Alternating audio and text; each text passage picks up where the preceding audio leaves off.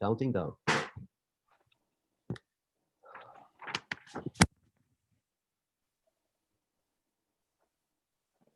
Welcome back, ladies and gentlemen. So for our next session, we'll be talking about the future of video distribution in the media industry across MENA. So for this session, I have the pleasure to have on the platform Rhys Morgan, RVP Europe and MENA at Intelsat, Mitya Lobzain, General Manager, Satellite Telecommunication Network, and Nasser Rifat, CTO, Rotana Media Group. So before we get into the discussions, I would like to invite the three speakers to broadly explain to our audience their role and responsibility in their respective company, and also a quick overview of their activity in MENA. So maybe we can start first with Mitya. Sure.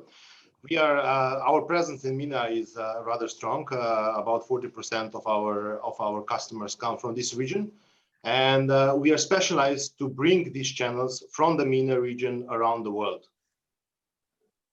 Thank you, Mitya. So, Rhys. Thanks, Priscilla. Good morning, everybody. I'm based in London, and as you said, looking after the Middle East and Europe for Intelsat. We've got an office out of Dubai, and from Dubai, we're looking after customers both in the sort of telecommunications and media sector. Typically for us, we're carrying channels from the region, from the Middle East out into other regions, so into sub-Saharan Africa, across the Americas, and into Asia. We've got a pretty diverse portfolio, and we work very closely with partners such as STN, Mitya, who we've had a long relationship with, to put together solutions to carry the broadcasters around the world to reach their target audiences. So happy to be here this morning. Thank you, Rhys. And Nasser, a quick overview of your activity and also your role and responsibility in Rotana Media Group. Sure. Well, I'm honored to be working for Rotana Media Group. Rotana Media Group is one of the largest media groups in the Middle East. Rotana holds one of, if not the largest film Arabic library in the world. Plus it holds the largest musical clips library in the Arabic in the world as well. And it has a multifaceted companies that integrate together in the media sector, which it makes it a very integrated group to the media. My role is as a CTO is looking into projects in developing business for monetization. So how we can translate technology into money, liquid. Looking into the international arm of distribution, digital domain, as well as satellite. Managing all projects, technology projects, technical projects, facilities, and on when it comes to production, non-production within the media group. Thank you very much, Nasser. So I remind our audience on the Swapcode platform that you can drop your question for our speakers, and they will be glad to answer all that. So Nasser, so we'll remain with you for the first question. So what are the technical challenges faced by broadcasters when it comes to internalization of the distribution? I mean, what are the technical implications to reach audience, I would say, across the world from a content provider perspective? Now, technically speaking, as talking satellite, I think we're here, it's a satellite discussion, not an online. So from satellite perspective is the reach. Our concern, we have as a TV network, we have nearly 23, 25 channels, linear channels. Some of them are FTA and some of them are encrypted. The challenge is how we maximize the coverage reach, and yet with a financial justification. Now, satellites, of course, is a good way to go, but if we want to reach remote sites, etc., but yet it doesn't give us the maximum opportunities for monetization yet. Within satellites, we can push EPG information, but we cannot push catch-up per se, which is a service that's required by the viewer. With satellites, the issue that we're facing that we can't have a proper monitoring numbering of who is viewing us. So we kind of rely into a marketing agency such as Ipsos, etc., to go and give us a sample of 1,000 or 5,000 viewers, who's watching what from millions. And then based on this, the ad sales would be dictated in terms of value and on. Now, so this is a challenge in terms how we can get an accurate measurement tool who is viewing the numbering of us. Mm-hmm. Thirdly, is within the satellite domain, we try to monetize and use all the services. Now, we started a pilot now with HPP TV, so we can monitor the viewers, but this is all based on smart set-top boxes with smart TV only. So we kind of resolved the issue there with satellite. Prices is essential. Mm-hmm. We need to see how we can reduce pricing of satellite now that we have another option of fiber delivery and online delivery. Of course, I'm sure that Redwood will highlight the 5G coming up soon in satellite that would cut the corners and maybe merge these two worlds together. So I would say satellite technical issue is the limited information or the limited services that we can offer on the top of the satellite linear delivery. This is what are the challenges. Thank you very much, Nasser. So RISE and media. So we have seen the challenges that Nasser just pointed out. So how is TN and Intelsat helping content providers to extend their reach? Maybe we can start with media first. Sure. I think, as Nasser rightly pointed out, the satellite is a very good way to reach a wide audience, but it doesn't do the job by itself. So I think that we are currently seeing the move into this kind of a hybrid type of solution, where you have in place the satellite plus another solution which gives you the opportunity for the video on demand and catch-up services and so on. And I think we see a big growth in the last few years on that, and Nasser also pointed out the HBB services which they implemented recently. We have the solution for HBB for some of our channels, and we tried it out, and it gave us quite a good insight of what kind of viewers are watching a certain channels. However, there was a big problem because the numbers that we tried on some of the more viewed channels in the Middle East, we saw that they simply, reach quite a wide number of households, but clearly those households weren't ready to interact with, with this service. So, and then on the other side, there is still, let's say, 80% of the viewers which don't have the TV set which will be capable to do these HBB services. So yes, I think we are trying by all means and all ways to help the content providers to reach the widest audience. But as I said, it looks like that in the future the hybrid solution will be the way to go. So RISE from a satellite point of view, so how are you helping content providers? So I think both Nasser and then Miti in turn have really touched on some interesting points. I think penetration or reach of a particular satellite, so let's say you wanted to go to North America, for example, and you used one of our satellites where there's a large DTH platform, G19. Now we know there are millions of subscribers looking at that satellite, and we also know that the language groups, for example, Arabic, Farsi, are the sort of two largest language groups in terms of channels, but also communities looking. But drilling in a bit further, the audience measurement has traditionally been somewhere where satellites had more problems in terms of proving the audience on the satellite. Clearly, particular platforms and broadcasters have done their own audience research, but that's something that we're interested in because we know it's of value to our customers and our customers' customers, and therefore, that's of value to us. So if we look at some of our key platforms, then we are sort of starting a more extensive approach in terms of audience research to make sure that we can understand who's looking at the platforms and the demographics of that audience.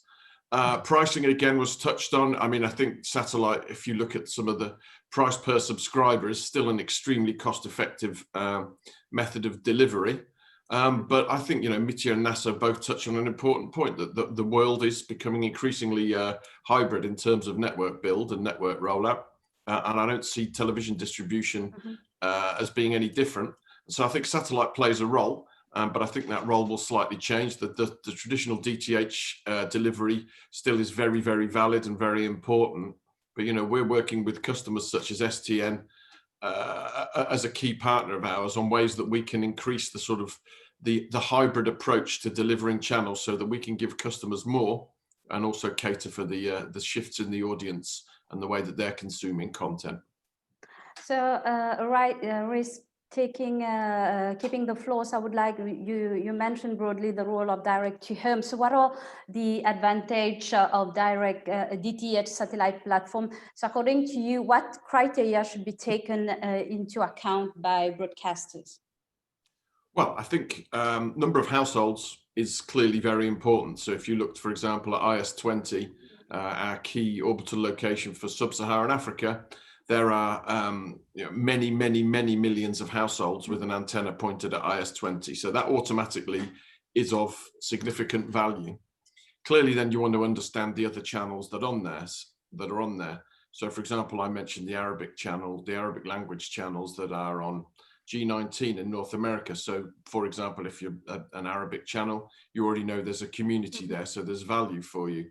So fundamentally, I think it's probably, there are two questions. If you're a public broadcaster, then you want to reach as wide an audience as possible. Yeah. And if you're a broadcaster with more commercial aims, then clearly you need to turn those eyeballs into dollars, into money. So understanding the audience and understanding the reach and penetration is fundamental. And I think for many people, it's the ability to cover very, very large numbers of households relatively simply. That means that satellite in a DTH form has got an enduring appeal. So I still think there's definitely tremendous value, but we must recognise that the audience consumption habits are also changing fairly quickly at the moment too. Thank you very much, Rhys. Media. So can satellite remain, I would say, competitive when more and more services are being deployed through IP? Yes, the satellite definitely, keeps the leading role in the distribution in most of the areas, and it will in the foreseeable future, because first of all, you have these hotspots and you have the audience which is a traditional audience which will be there for a foreseeable future for sure, and in terms of that, like Rhys pointed out, Intelsat has several hotspots which we together also use quite extensively. And in the last 10 years, if I look at the audience, if I look at the numbers, and if I look at the channels that we have, I mean, nothing has changed. The hotspots, like the African hotspots that Intelsat have, or America or South America or Australia, they're still going very strong, and we didn't see no shift in the last 10 years in terms of that. So, we are hoping and we are counting that the satellite will play a big role in the future as well. Thank you, Media. So, Nasser, so how are you, I would say, coping with the rise of digital distribution? So how did the digital transformation change your business?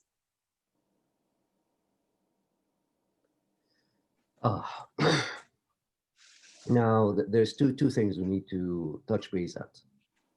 When it comes to digital domain, now by 2028, there is I'm reading somewhere statistics, it's going to reach up to $240 billion worth of revenue in terms of digital domain.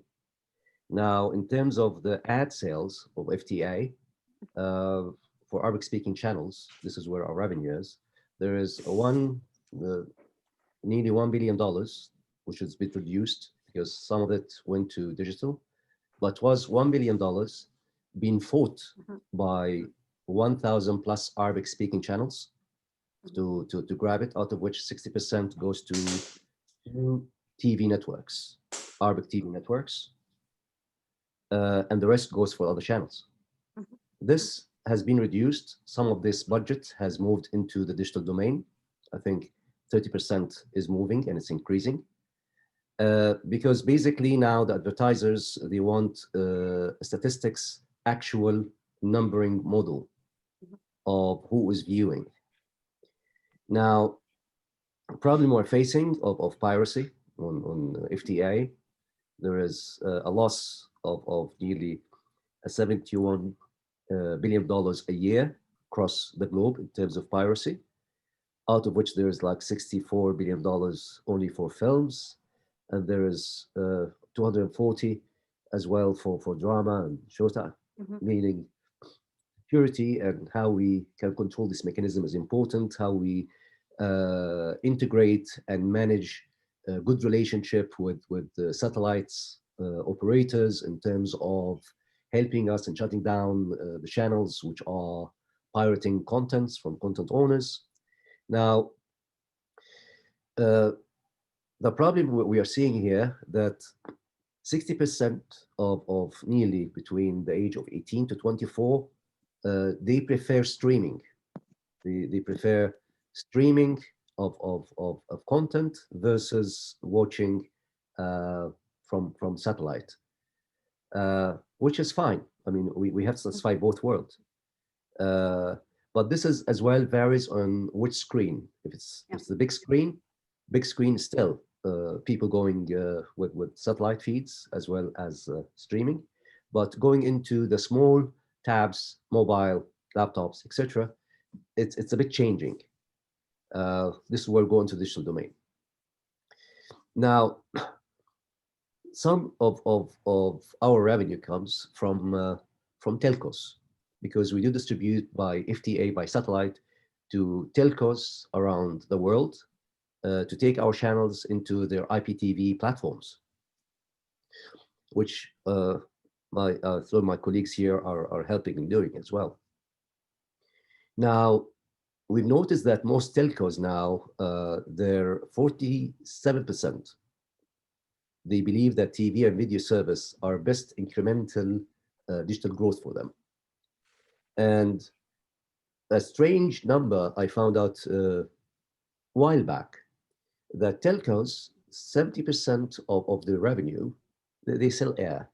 70% of the revenue comes from content, media, and gaming. This opens the eyes of broadcasters into another area which we need to dive in.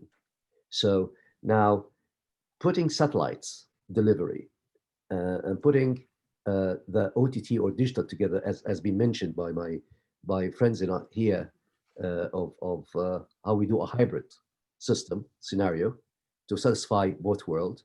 I think it's the way to go. And the more that we introduce in terms of integration, the better would be for all. And I am with rest that satellite, yes, it has, when you think about it, number of viewers versus the cost of satellite, yes, it's justifiable, and it's even better than digital. I agree with you 100%. But providing that we have statistics of really who's watching, this is the issue. So more or less, this is what I have to say for now. Thank you, Nasser. So keeping the floor, so I would like to ask you, what are the strategy that is being deployed to address, I mean, the foreign market? So you are not only present in the MENA market, so is there any specificities, profiling, content preference? Absolutely. There are so many elements. Now, as I mentioned, we have 23 TV channels. Some of them are FTI, free to air, and some of them are encrypted. We do have special channels per se in America. We have Rotana America channels, especially for the American content. As well, we have something in Australia and globally. Now, to address foreign markets, we have two issues. One, in terms of the packaging, profiling, in terms of the program strategy, whether it's on satellite or on other domains. And on satellites in Europe or Asia or everywhere, that it has to be complemented with additional services, i.e., now, if we talk about Rotana, which is we are mainly in Arabic channels. Now, to address the first generation American, per se, Arab American, they will understand Arabic. But to address the second and third generation, some of them, they don't know really good Arabic, so we have to deliver subtitled channels. And for them to understand and comprehend and interact. And this is where we are currently with Dish Network, with Sling in US, and with many, we are everywhere. And they add value to us. Now, so subtitling is important with EPG, with multi-language EPG. It is important for international reach. Going with the right partners in terms of OTT platforms or IPTV platforms. But we're going both. We have partners and we have our own. So we go through partners globally, internationally, and we go directly with our OTT apps, which is one of them caters for the linear channels that we can deliver, and we can place it on set-top boxes or smart TV or anywhere else. So not one model is like the other. Not one TV network is like the other.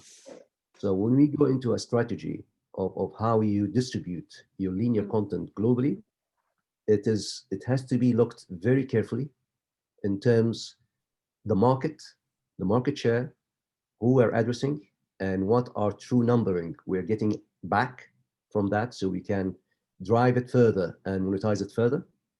How we put in the proper analytics engine with AI that detects what are the preferred programming for this content, what's the time shift required, whether we need to change the grid or not.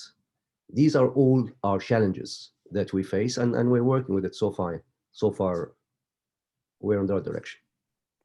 Thank you, Nasser. So from what STN and Intelsat have observed, so what is the profile of channel going international? So how can Intelsat and STN help channel, group like Rotana to distribute internationally? So maybe we can start with media first. Yes, interesting, that Nasser spoke about all these new challenges that they have, monetizing their channels. And they are one of the leading TV stations, the groups in the region, So now you can imagine they have teams of people who are working on that. And then we go into the smaller channels, which is, have maybe 5, 10, 15 people, employees, and they go to the same challenges, right? So these are the channels that they expect us as a provider to give them and to think about what Nasser and his team are thinking about, right? They don't have their own people to think about it. So we need to be, upfront and talking to the people like Nasser and Rotana Group or people like that, so that we know what is actually, what are their challenges. So I think it's very important. That's why I think, the three of us which are here on the panel is a very good, because we are basically covering, from the content providing all the way to the satellite owner and the distribution. So the whole range. And if you listen, to the different views, I think this is very important, this communication between, between everybody involved, because we do have about 50% of our channels which are coming from the range of a small channel, if you like, and they are expecting us to deliver these, answers to their challenges, and as a result, as I said at the beginning, we see that when we go into the distribution outside the MENA region, so that means in America, so Latin America, or Australia, or any of these countries, we see that the majority of these channels are actually Arabic or Farsi speaking, and the majority of these channels are either governmental channels, so that means the national televisions, or they are religious channels. There is always this, so what about the sport channels? What about the movie channels? And Rutana is probably one of the few examples where they have the rights to distribute these kind of channels elsewhere. The others don't have that, so that's why they don't appear. So we are basically, looking primarily, when we are looking into distribution outside the MENA region, into the small or mid-sized religious channels or the national channels, which have the rights to content. And even there, when it comes to the governmental channels, which the money usually is not an object, so that they don't, even they have international channel completely separately from their home channel, which means that even they don't show certain things like sport events, movies, series, documentaries, which again they don't have the rights for. So they have to have a dedicated channel, which again brings the cost, but for national channels, it's easier than for any other channels. So, Reese, maybe we can have your point of view on that. Yeah, sure. I mean, I think NASA gives a really good overview of the complexities of producing, distributing channels, and all of the different, I think, characteristics that you need to take into account of the audience. So certainly, for example, first generation and second generation Arabic speakers in North America is something that we've noticed in terms of the language. So subtitling and translation services, those sorts of things are becoming sort of increasingly important. But there's a massive range of variables that you need to take into account and cater for. And I think this is really why, as Mitya said, the panel's really good, because we hear from NASA, then Mitya, and then ourselves, and we sort of represent different areas of the delivery chain, if you like.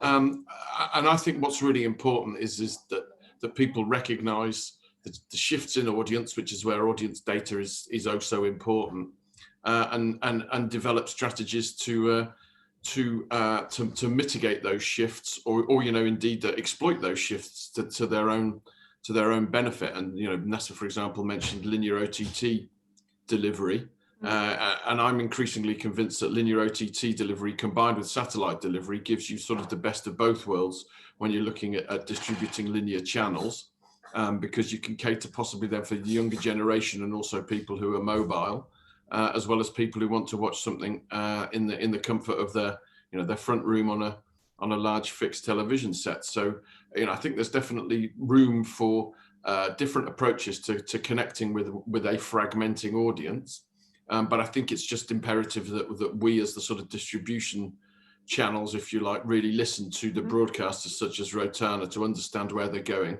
and understand what they need, because ultimately it's about connecting their content to the target audiences in the most efficient manner possible. And so, sort of trying to focus on what's been done is not necessarily going to work in the future. So we need to stay agile, and we really need to make sure we're listening hard to the market and listening hard to our customer base. So very interesting comments, but also things we're very aware of, and certainly developing strategies and approaches to help customers cater for that sort of change in viewing patterns and change in audience. So, Reece, talking about the economic aspect of international distribution, so how are costs evolving over time, and also what are the innovative monetization processes can channel implement? So I'll certainly talk about the distribution and some of the evolution there. In terms of the monetization, I think that's typically something that Rotana and STN would be closer to. Indeed, yeah. So we're looking at different ways. So, for example, if you look at the distribution chain, then we would take the content from Rotana HQ or wherever the content is originating. We'd take that into our network and then carry that into one of our teleports to uplink to one of our satellites. Now, the way that we can collect the content is varying greatly these days, from internet delivery through to the sort of more robust, more traditional full fiber connectivity, possibly with diverse fiber connections, etc. So for your very tier 1 premium content, premium channels, then you'd probably take the fiber connectivity, because that's where your value and your investment is, if you like. And then for content that's possibly slightly less valuable, or the audience, in fact, is not necessarily large enough to give you the return on that sort of investment, then possibly you'd deliver via IP or even over the internet. You know, there are a lot of very agile solutions out there now in enabling quick and cheap delivery. Then there's obviously higher order modulations. People are moving from MPEG 2 to MPEG 4. The compression becomes more compelling, so the costs are lowered there. So we're looking at carrying, for example, Ultra HD channels in Europe in capacity and bandwidth that's less than we were typically carrying HD channels even sort of 4 or 5 years ago. So those costs are coming down. That enables more distribution of the channels. And then, you know, I think in terms of monetization of the audience, obviously there are different dynamics, whether you're public or private. And I think I would probably hand that over to Mitya and Nasser to talk about the monetization, because typically that's where they sit in the delivery chain. So Mitya, maybe Mitya first. Sure. I will leave this part more to Nasser if he doesn't mind. But I would like to talk about something else here, which is related to this, and Nasser already talked about it a bit as well, which is the piracy. And the piracy is a very big problem, not only for them but for all of us, you know. And you know, people like, you know, companies like Rotana, they invest a lot of money into the content, and then you have these pirates which are, you know, are all over the world distributing the very same program that they have, like for friction of their cost, and of course they're not paying for the content. And for that particular reason, and especially for the satellite pirate distribution, we have Nasser, if you remember, 5 years ago, you know, formed this anti-piracy alliance, where also your group was in, NBC's there, Al Jazeera, Bein Sports are there, all the satellite providers in the region are there, including the operators like ourselves, which were, and we really tried to tackle this, you know, this piracy problem, because this was increasingly becoming a huge problem, and still is a huge problem.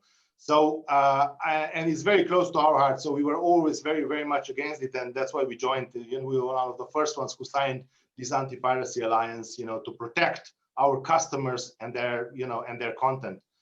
And we also, you know, to be honest, we also saw the people who dedicated all their business lives to a particular distribution of the national channels, which they have, for example, the agreement, the long-term agreement with national channel for the exclusive distribution outside their region. So that means internationally, going bust because of the piracy, you know. And they dedicated 20, 30 years of their life, you know, doing this. And then comes the piracy, which basically, you know, ruined all these companies. And I know personally a lot of these people who went down because of that, you know.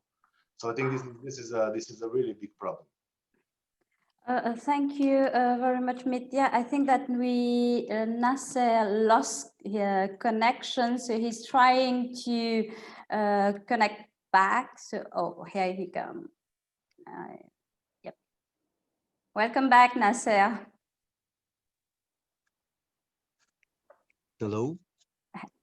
Yes, we are hearing you, Nasser. So we were talking about the innovative monetization process and also about piracy. So we would like to have your point of view on that. Okay, this is a very quick example, the difference between satellite and IP. IP is not reliable in terms of territory. Satellite is more territory. So let's take it from that. Now, question is about monetization as well as piracy, correct? Yes. Now, in terms of piracy, as I mentioned before, the total of $300 billion worth of piracy happening annually, and it's increasing by 26%. And for that, there is a coalition with being made by major TV networks in the Middle East, or MENA, such as us, NBC, ART, OSN, Dubai TV, Abu Dhabi TV, ERTU, most of TV channels have joined forces together with all satellite operators, such as Nalsat, Arabsat, Intelsat, Eutelsat, all the major players. In terms of, we all monitor who is pirating our content. We established protocol internally that by it's all part of building up regulations, because there isn't really a standard regulations comes from top down. All the satellites owners or whatever, they get their frequencies and their positioning, and then it's up to whoever operate that transponders. It's his responsibility, but not the owner of the satellite. So that regulation is not there. So we had to do it from down up by this coalition, and it's working fine. Everybody's cooperating. By the time that we just report that some channels are pirating XYZ, they shut them down or they send them warning twice, and then we take them to court, of course, and it's costly and it takes a long time, but it is better. So for piracy, we implement the two types of monitoring. One is offline for satellite monitoring, and then we have as well the digital monitoring part. Digital monitoring part is much simpler, much easier, because we can know it right on the spot, rather than go and monitor 1,000 plus channels continuously and seeing whose content is where. Now, monetization, as I mentioned, FTE ad sales. With that FTE ad sales, we've added through HPPTV that we can do ads overlay, or we can have an integration with the e-commerce element in the background, but this is again based on certain enabled devices. So it is not, it is increasing internationally, which are smart TV and smart set-top boxes, but yet, let's say we are 50–60% there. It is better than the traditional old TV and traditional old set-top boxes. Now, so we monetize through DAI, digital ad insertion, whether the Scotty 104 or others, and we monetize through HPPTV or the ad sales. And then another sort of monetization distribution is, as I mentioned, that through satellites, because it has global reach, we go into telcos who have IPTV platforms globally. So the delivery mechanism is simpler and more reliable. And as my friend here has mentioned that in terms of delivering by fiber or IP, fiber is mainly the same cost more or less as a satellite feed. It depends really the distance and the coverage. So again, monetization, it is FTA, DTH, and then this could be converted to IPTV once it is delivered to the destination of a partner. So it's all delivery medium. Within that, monetize through ad sales, through the DAI, digital ad insertions, or the HPPTV as well. When it goes into the digital domain, then there's other element that goes along with it, as BVOD, iVOD, and all that nice stuff. In simple. Thank you very much, Nasser. So I remind the audience that you can send the question to our panelists, and also welcome everyone to visit Intelsat virtual booth in the exhibitors sector section on the Swapcard platform to learn more about Intelsat media solution for the EMEA region. So we have some few minutes left. So I would like to ask everyone of you, a last question about the future evolution in the offer, so improvement in quality, and also how the situation is evolving, and your views on the market evolution. So maybe we can start first of all with Mitya, then Nasser, and then we'll end with Riz. Sure, maybe just a few comments on the quality. You know, there's a lot of channels which are converting these days in HD, but I would like to put here on the table the question about the 4K. The 4K, I think, is the question that we can have a completely other panel, you know, talking about this. Yeah. And we don't see really 4K playing a big role on the satellite. It's simply the technology and everything. I think it's you know, the channels do not decide for that, because you know, for what they get out in terms of the return, for what they have to put in, is just not worth it. So I don't see the 4K playing a big role on the satellite in the future. Maybe on the OTT, on the IPTVs, but satellite, I don't think so. That will be maybe my comment on that. So Nasser? I agree with you, even with H.265. H.265 did reduce the bandwidth, and it's significant now with version 2.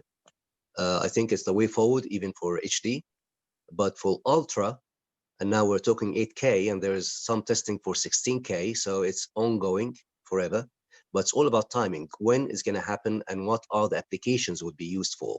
So I would agree that 4K, in terms of justification of the commercial justification of it, to have it on satellite, it is not really there, because whoever's going to invest in putting 4K content, and then going to invest into a bandwidth.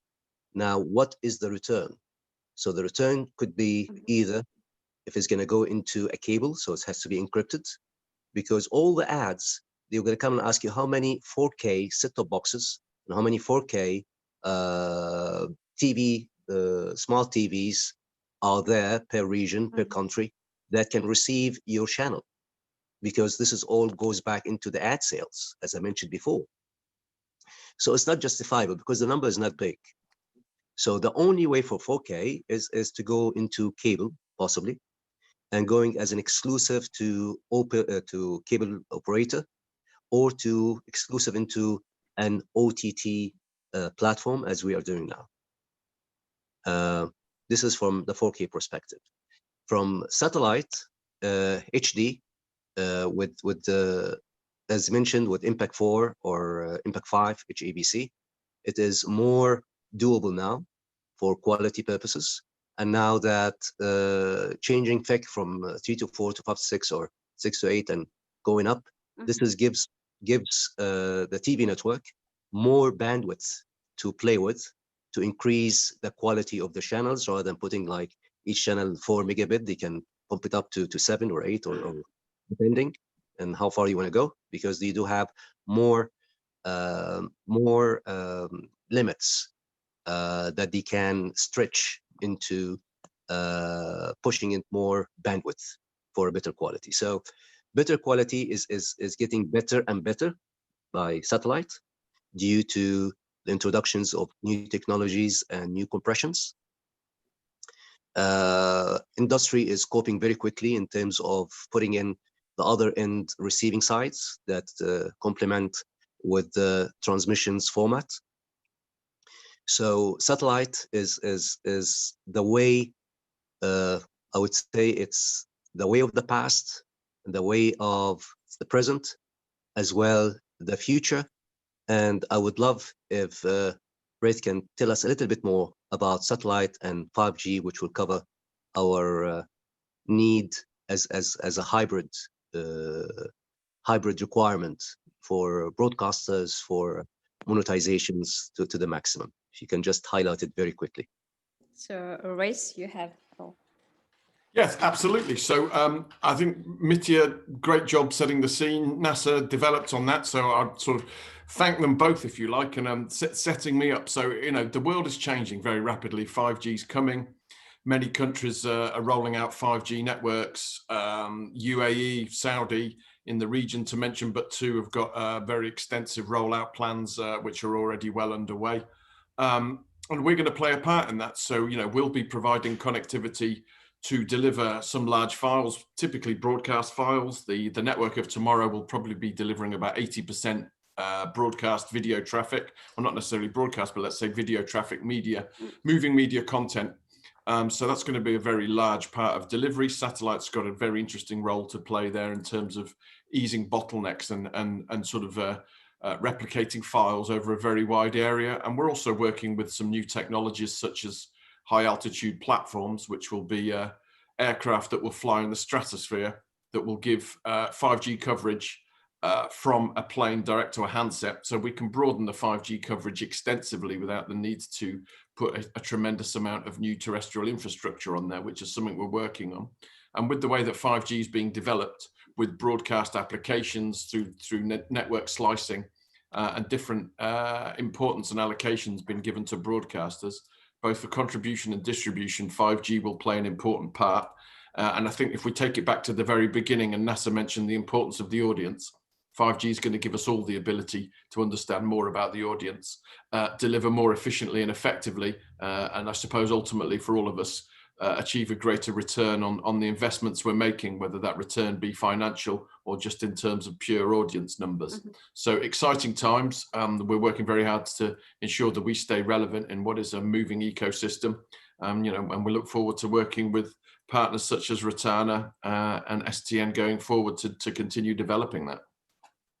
Maybe before we close this discussion, so I have a question from the audience. So with so many security measures available, like encryption, watermarking, etc., so how can content still find the way to satellite broadcasting? So who wants to take that question? Yes, it's simple. As you mentioned, there are, in terms of broadcasters, TV network, now they carry lots of responsibilities in terms if they really want to protect their content. Operators such as Intelsat or Eutelsat or all other satellite operators, yeah, they have a bit of responsibility in terms of the response once there. But in terms of security, the TV network, they have to at least to protect their content by watermarking before it goes up to satellite, so they can trace it. They know exactly which vendor, which whoever have received it, if it's been rebroadcast again through their monitoring center. So they have, but I see this service is not available really. Like I haven't seen this service is being offered by the satellite operators, out of which that we as like Rotana TV network, we utilize Nalsat, Arabsat, and Yasat and others as well as my partners here. But they all throw back the responsibility into the TV network to invest into the watermarking, etc. Even though, if you look at it simply, it is for them, it is not a really significant investment in terms of putting per channel. If he's going to sell me per se the megabit, 1 megabit for let's say 60 or 80 or 100K per year, he can make it for 61 or 62. But put for me my watermarking, at least, because I go through him, I through my compressions, etc. This is if I'm gonna be playing or sending my signal. Yeah, it could be both ways, from the play outside or from the compression side. So this is one thing that we need to develop yet in terms of awareness between the true needs for putting watermarks for all, especially content owner. So many of TV channels, they don't really own content.